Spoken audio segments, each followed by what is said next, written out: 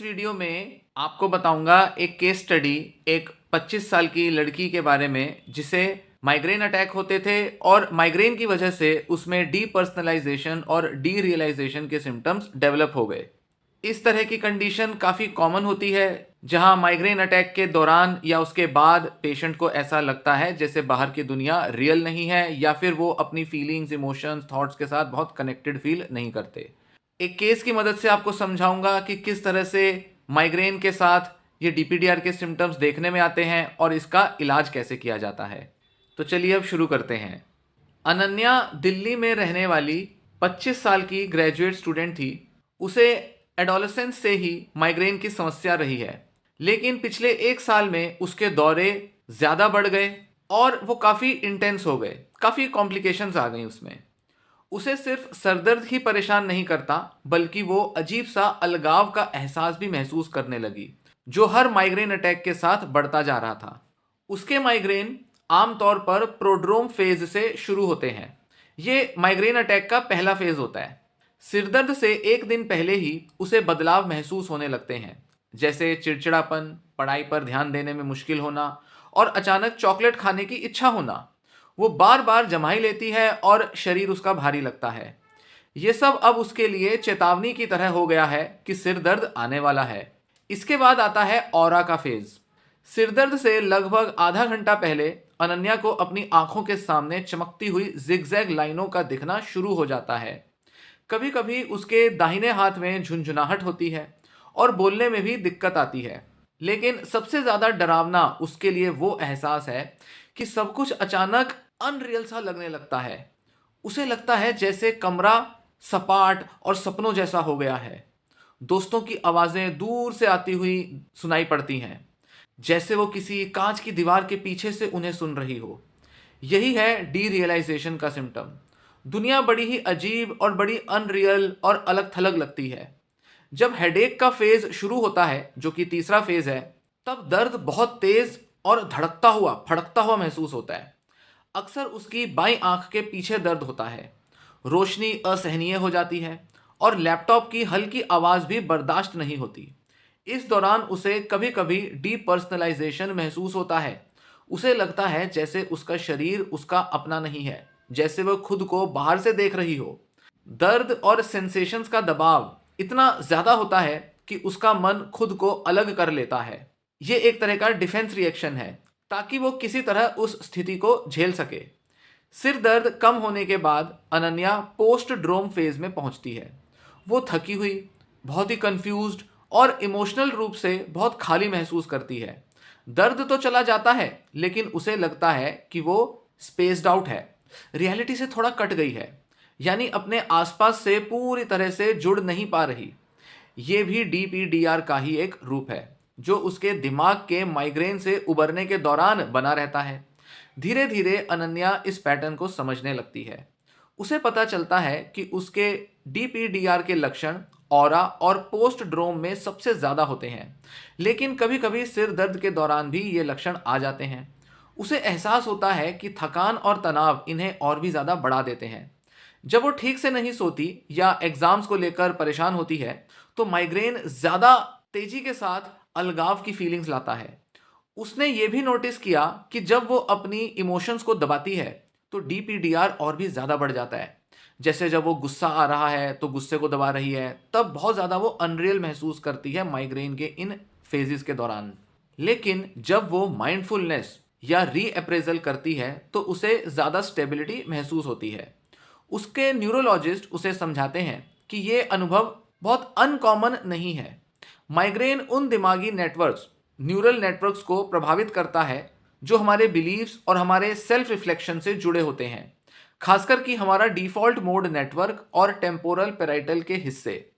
थकान और इमोशंस या सेंसेशंस का दबाव बीच में एक कनेक्शन, एक कड़ी का काम करते हैं, जबकि उसकी कोपिंग की जो स्ट्रेटजीज हैं, इस दर्द को झेलने की जो स्ट्रेटजीज हैं और स्ट्रेस से आने वाली सेंसिटिविटी उसके लक्षणों की तीव्रता को डिसाइड करते हैं।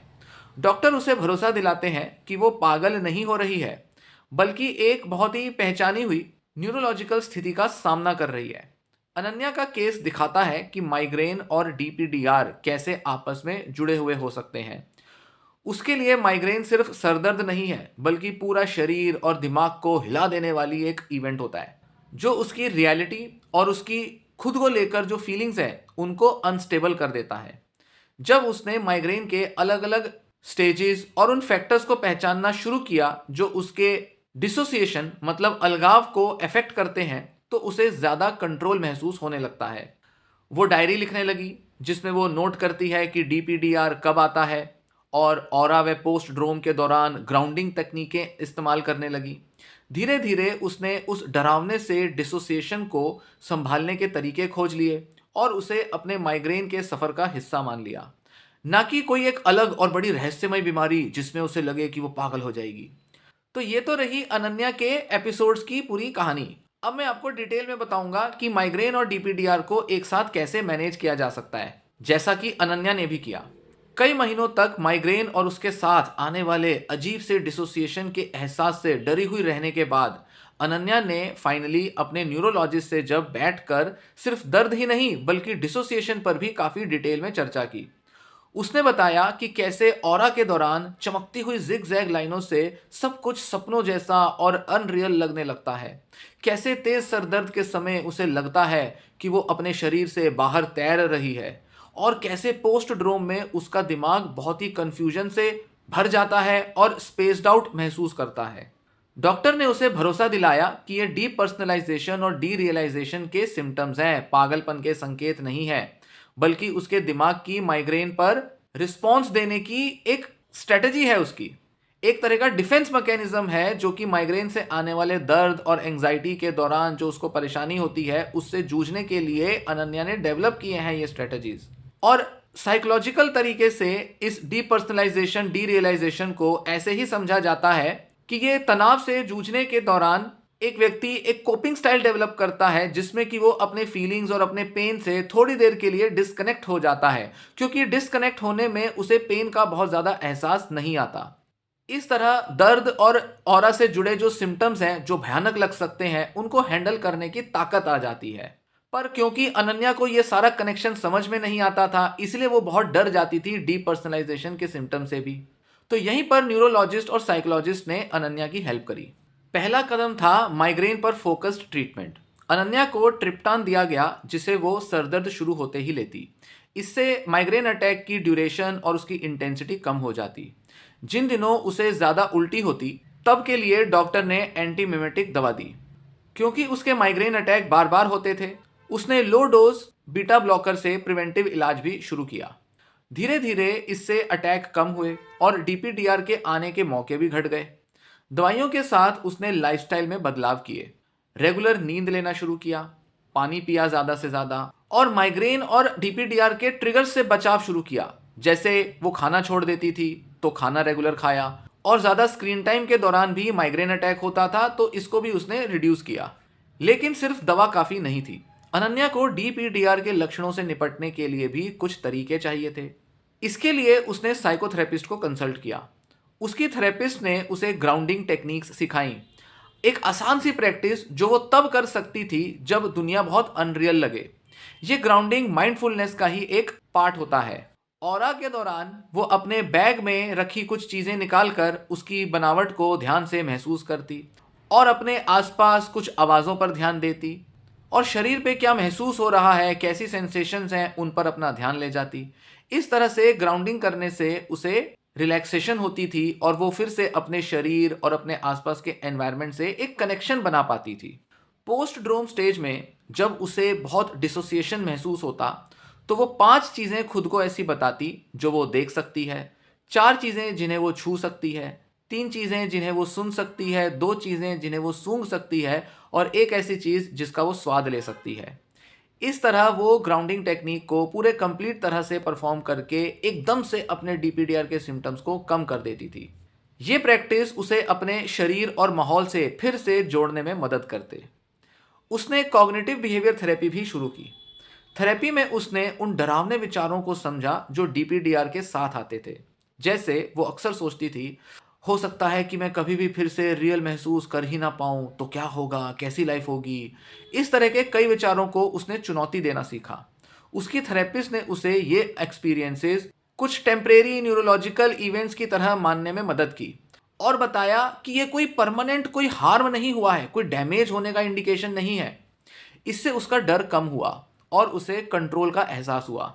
एक और टेक्निक पर फोकस किया जिसे कहते हैं इमोशनल रेगुलेशन। अनन्या ने महसूस किया कि जब वो अपनी इमोशंस को दबाती है, खासकर कि एंजाइटी और एंगर को सप्रेस करती है, तो उसका डिसोसिएशन और भी ज़्यादा बढ़ जाता है। थेरेपी में उसने रीअप्रेजल सीखा, मतलब तनाव को अलग नज़रिए से देखना, और माइंडफुलनेस, जिससे वो अपनी सेंसेशंस को बिना घबराए देख पाती थी। इन तरीकों ने उसके माइग्रेन से जुड़ी थकान और डीपीडीआर के बीच के संबंध को कमजोर कर दिया, जिससे डिसोसिएशन काफी हल्का हो गया। साइकोलॉजिस्ट ने एक और चीज पर अनन्या को ध्यान दिलाया कि वो अपने कोमॉर्बिड कंडीशंस पर भी ध्यान दे। अनन्या को अक्सर एंजाइटी रहती थी, जो एग्जाम्स के समय और भी ज्यादा बढ़ जाती थी, और इस वजह से एग्जाम के दौरान अगर माइग्रेन होता था तो ऐसे में डीपीडीआर तो और भी ज्यादा बढ़ जाता था। सबसे मेजर जो ट्रिगर होता था वो उसके एग्जाम का स्ट्रेस होता था, जिससे माइग्रेन भी बढ़ता और डीपीडीआर के सिम्टम भी बढ़ते। उसके साइकोलॉजिस्ट ने समझाया कि हमारी वरीज, चिंताएं माइग्रेन और डीपीडीआर दोनों को बढ़ा सकते हैं। साथ में उन्होंने योग और ब्रीदिंग के कुछ एक्सरसाइजेज जैसे कि स्ट्रेस मैनेजमेंट के तरीके भी सिखाए। जब कोई ऐसे दिन आते थे जब अनन्या को बहुत मुश्किल होती थी सिम्टम से डील करने में, तो डॉक्टर ने उसे SSRI दवा देने पर जोर दिया, जो उसके वरीज और उसके डिसोसिएशन दोनों जैसे सिम्टम्स पर मदद कर सकती थी। लेकिन उन्होंने पहले नॉन मेडिकल ट्रीटमेंट से ही शुरुआत की, क्योंकि वही ऐसी स्ट्रेटजीज थी जिसमें वो साइकोलॉजिकली खुद को कंट्रोल करना सीख सकती थी। उन्हीं तकनीकों की मदद से वो लॉन्ग टर्म रिलीफ ले सकती थी, खासकर कि तब जब उसके माइग्रेन और डीपीडीआर के सिम्टम्स थोड़े कम हो। ऐसे में तो उसे साइकोलॉजिकल वर्क करना जरूरी था, और सिर्फ बहुत इंटेंस एक्सपीरियंस के दौरान ही उसे दवा लिया जाना जरूरी था। अनन्या खुद भी अपने इलाज में काफी एक्टिव हो गई। उसने एक माइग्रेन की डायरी रखी, जिसमें वो नोट करती थी कि ऑरा कब शुरू हुआ, सिरदर्द कितनी देर चला, और डीपीडीआर के सिम्टम्स आए या नहीं आए, और अगर आए तो कब और कौन से सिम्टम आए। समय के साथ उसने कुछ पैटर्न देखे, जैसे उसका डिसोसिएशन सबसे ज्यादा तब होता था जब वो नींद नहीं लेती थी या नींद कम लेती थी, या जब वो इमोशनल रूप से काफी थकी होती थी। ऐसा समझने से उसे ताकत मिली। वो डीपीडीआर के एपिसोड का अंदाजा लगा सकती थी अब, और पहले से तैयार रह सकती थी, बजाय इसके कि अचानक से सिम्टम बढ़ जाएं और वो बहुत घबरा जाए। उसने एक पेशेंट्स का ग्रुप भी ज्वाइन किया, जो डॉक्टर ने उसे सजेस्ट किया, जहां कुछ युवा लोग माइग्रेन के अनुभव को शेयर करते थे। दूसरों को भी डिसोसिएशन या डीरियलाइजेशन जैसे एक्सपीरियंसेस महसूस होते थे, जिसे सुनकर उसे राहत मिली कि वो अकेली नहीं है। अपने एक्सपीरियंसेस और अपने तरीकों को दूसरों से शेयर करने से उसका अकेलापन भी कम हुआ। अब उसे कुछ ऐसे लोग मिल गए जो उसे समझ सकते थे। धीरे धीरे अनन्या की कहानी डर से मैनेजमेंट की ओर बढ़ी। प्रिवेंटिव मेडिसिन से उसके माइग्रेन कम हुए, ग्राउंडिंग और सीबीटी से डीपीडीआर कम हुआ, उसकी इंटेंसिटी कम हुई, और लाइफस्टाइल में बदलाव लाने से और इमोशनल रेगुलेशन सीखने से उसकी सहन शक्ति बढ़ गई। उसे अब भी ऑरा, हेडेक और कभी कभी डिसोसिएशन के सिम्टम आते हैं, लेकिन अब वो इन्हें एक न्यूरोलॉजिकल साइकिल का हिस्सा मानती है, जिसे वो अब संभाल सकती है। तो उसकी पूरी जर्नी में क्या क्या शामिल था? दवा से माइग्रेन की इंटेंसिटी और उसकी फ्रीक्वेंसी को कम करना, ग्राउंडिंग टेक्निक से ऑरा और पोस्ट ड्रोम के फेजेस में अपने एनवायरनमेंट से कनेक्ट करना, सीबीटी से डीपीडीआर के डर और उससे जुड़े नेगेटिव थॉट्स को कंट्रोल करना, इमोशनल रेगुलेशन की मदद से थकान कम करना और कई सारे इमोशनल सिम्टम्स को ठीक करना, जिससे कि डिसोसिएशन के सिम्टम को कम किया जा सके और अपने को अच्छे से संभाला जा सके। फिर स्ट्रेस मैनेजमेंट किया और एक सपोर्ट ग्रुप भी ज्वाइन कर लिया, जिसमें उसका अकेलापन कम हुआ, और साथ ही उसने कोमॉर्बिडिटी को भी नोटिस किया, जिससे कि वो अब समझ सकती थी कि कैसे एंजाइटी और चिंताएं उसके डीपीडीआर लक्षणों को बढ़ाती है। साथ ही डायरी रखने से उसे अब अंदाजा लगने लगा कि कब और कैसे उसके ये माइग्रेन और डीपीडीआर के सिम्टम्स आते हैं, और इस तरह वो अब पहले से ही तैयार रहती थी। कुछ इस तरह अनन्या का इलाज और उसमें अपनाई जाने वाली स्ट्रेटजीज अब उसकी जिंदगी का हिस्सा बन गया। हर उपाय उसकी रोजमर्रा की लाइफ का हिस्सा बना, जिसे वो बहुत रेगुलरली अपनाती है, जिसने उसे माइग्रेन और डिसोसिएशन इन दोनों तरह के लक्षणों पर फिर से पूरी तरह से कंट्रोल पाने में मदद की। यह रहा माइग्रेन और डीपीडीआर का कनेक्शन।